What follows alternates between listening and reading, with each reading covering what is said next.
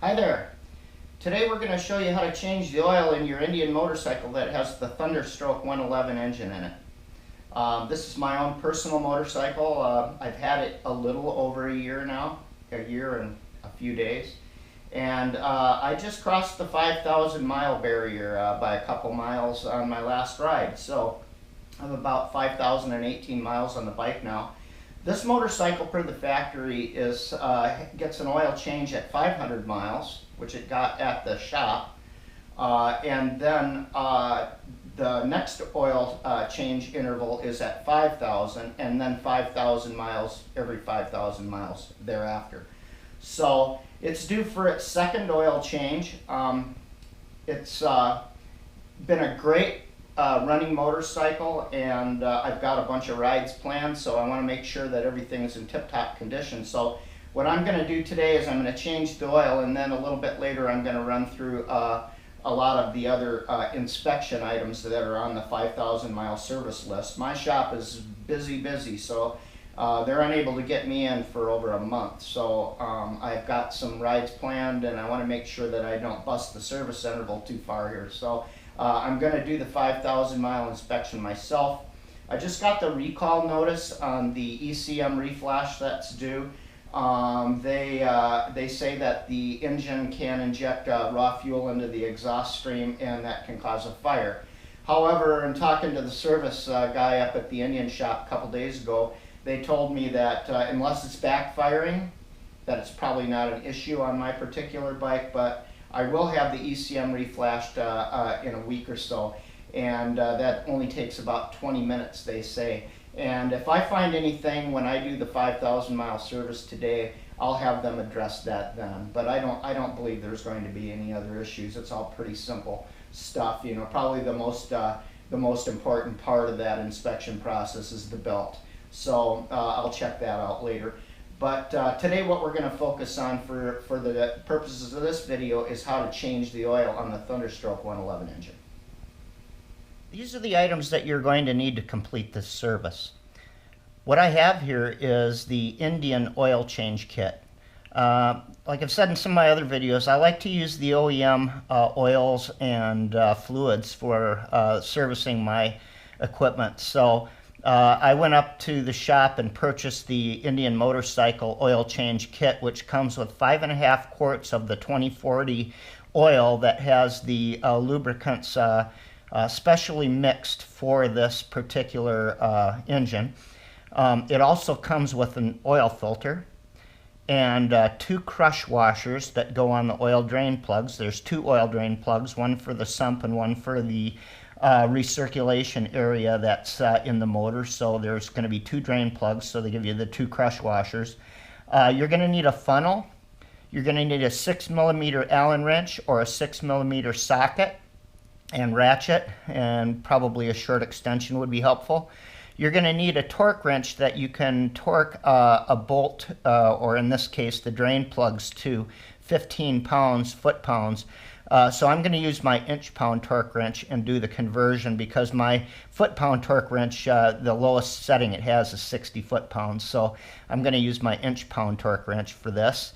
You're going to need your Indian oil dipstick wrench slash bottle opener that came with your bike. You're going to need some solvent. I'm using Simple Green Crystal, some paper towels, a drip pan, and an oil filter wrench. So that's exactly what you're going to need to do this service. So you want to get all those items all together beforehand. Okay, so for the first part of this procedure is that we need to warm the engine up. The engine oil should be warm because it drains better that way. It just makes it less viscid, makes it come out of the drain holes a lot easier. So the first thing we're going to do is we're going to, per the manual, start the bike and let it idle for 5 minutes. You can take it out and run it around the block, or do it at the end of your ride. Kind of the warmer the better. You know, you want to have that oil plenty warm so it can come out, you know, as much as possible. Get as much of the old oil out as possible. So next thing we're going to do is we're going to start the bike and let it idle for a while.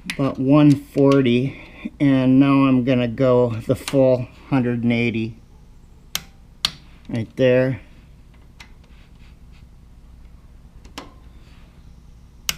There we are. That should be 15 foot-pounds. So plugs are in, everything's nice and clean. We didn't cross-thread anything, we didn't over-tighten them. Everything's good to go there. Okay, so the next part of this is taking off the oil filter. So you're gonna get some leakage. I'm gonna switch to a little bit smaller pan so I got room to get in here. So we're just gonna start working that loose. And I imagine we'll get a little bit of oil out of that unless they've designed this in such a, yeah, there it is. As I say, unless they designed it in such a fashion that you don't get any out, but I've never seen an engine that didn't. So, just got a little tiny drip pan under here to catch this, because I don't think there's going to be much. Pretty small oil filter. Alright. Just going to try to catch it as much as I can. And watch it when you take this out, because probably going to be some in the filter itself and you don't want to spill it, so kind of dump that, carefully dump that into your little drain pan. Yeah, there's a bunch of oil coming out of there. Alright, so we're just gonna go ahead and let that do its thing for a little bit here. So I'm going to editorialize for a minute here on the factory lubricant idea. You know, Indian makes this kit, and the kit sells for about 80 bucks, 79 something I think. And the kit holds, like I said, 5.5 quarts of the specialized Indian oil, and I know some of y'all out there are going to go, oh, it's not special, it's no different than any other oil, comes out of the same drum as all the other stuff does, blah blah blah. Well, according to the Indian manual, and I know how this goes, I can hear it coming, it is specially formulated for this motor. So you can believe that or not. I choose to believe it. They say that they have special additives that they have spec'd out to have put in that oil. And so same thing with my Victory, same thing with my outboard motors, my Yamaha Dual Sport, all this stuff I use the factory lubricants and coolants and all of that on.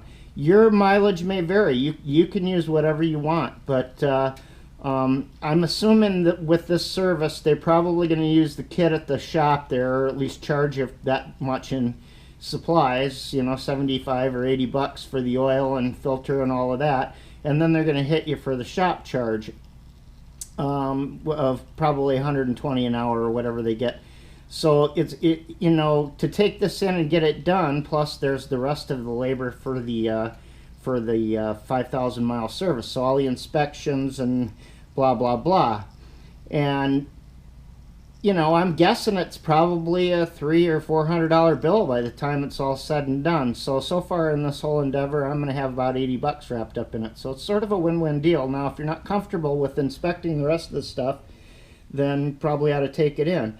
My intention was to take it in because, you know, I would prefer that they do it. I bought the extended warranty on this motorcycle, and I wanted to make sure that all of the services were documented and done at the shop. But in this particular instance, I can't get it in there, and I have some riding I want to do. So I'm going to take off and go do that riding, but I want to make sure that the bike was up to par, and I'll just have, I'm pretty good terms with those guys up there. I'll just have them sign off on it in the manual that it was done, and it was done on time. They know I was up there as I spent some money on some other stuff while I was up there buying this kit, so they know it's been done.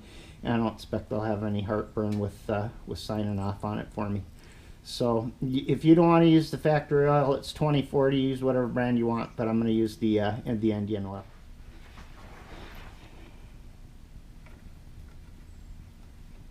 Okay, so now what we're doing, we've gone ahead and cleaned that surface off nice under there, still dripping a little bit.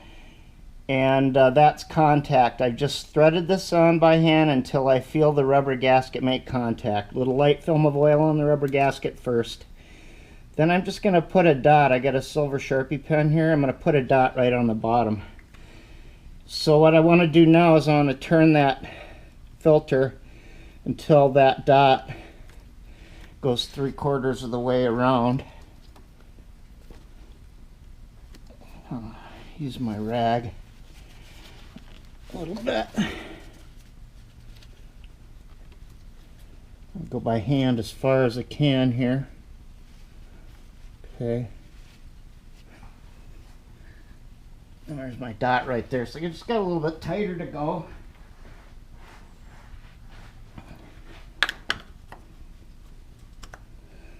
Got a little less than a 1/4 turn to go here. I'm just going to make a mark on my wrench. You know, don't over tighten this. You'll never get it back off. So if you think you need to go really, really tight, you don't. You just need to go about, from contact, about 3/4 of a turn. There's my dot. Yeah, and yeah, there's my dot, my original dot. So that's it right there. And we're gonna wipe that nice and clean now. Clean everything down there really good, because we want to make sure that we don't leave any oil behind, because fake us out and think we got a leak. So we're just going to go ahead and tighten that, just that 3/4 of a turn past contact, and that will that should satisfy us that we're tight enough. And then when we check for leaks, as long as we clean this good, we should be sure that we're not leaking any oil out of there. Okay, there's that part. Now we're ready to add the oil. Okay, so I've got 4, and I got this little 1/2 quart bottle, and then I'll have the full 4.5 quarts in. At that point,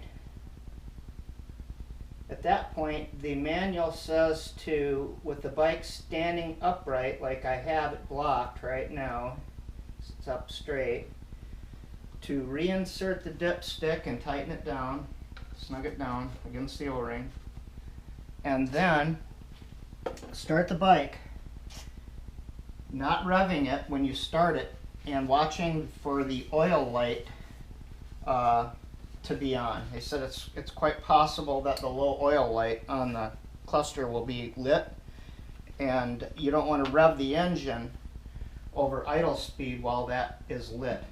And then at that point, you're good to go ahead and, for the next 3 minutes, vary the RPM of the engine up to 2,500 RPM for 3 minutes, and then recheck the oil. So we're going to do that part of it next. Good? Here we go.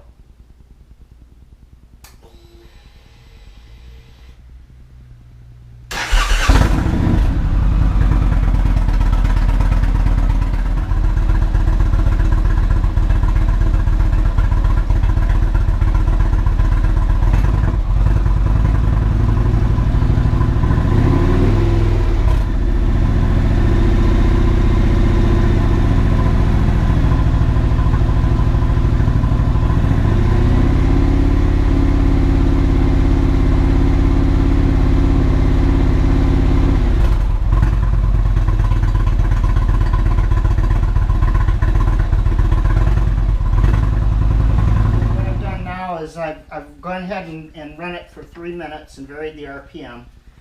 Now they want us to go ahead and open this up, back up.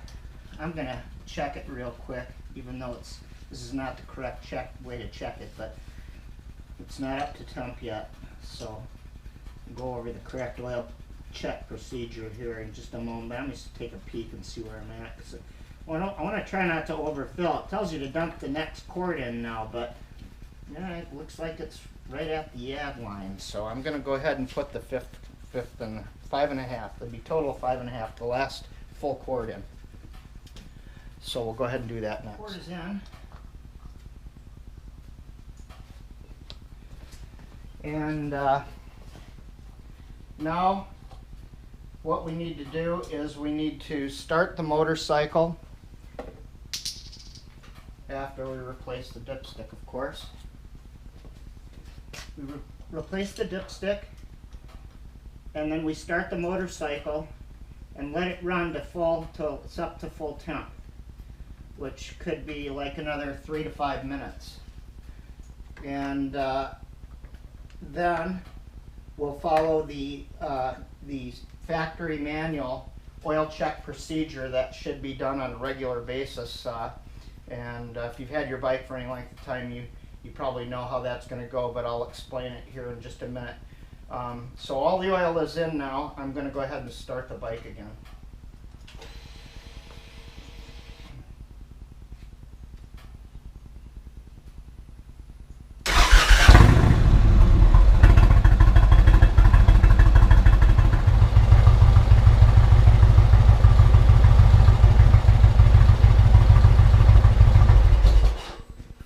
Okay, we just got back from a test ride, and now we're gonna count down the 1 minute wait here to check the oil. Per the manual, the bike has to be in the fully upright and centered position on level ground with the dipstick fully seated. They say to take the dipstick out and wipe it, reseat it, and after 1 minute, after it's been shut off 1 minute, fully warm, it's then to be red. So, bike's been shut off now for almost a minute. I'm reseating the dipstick.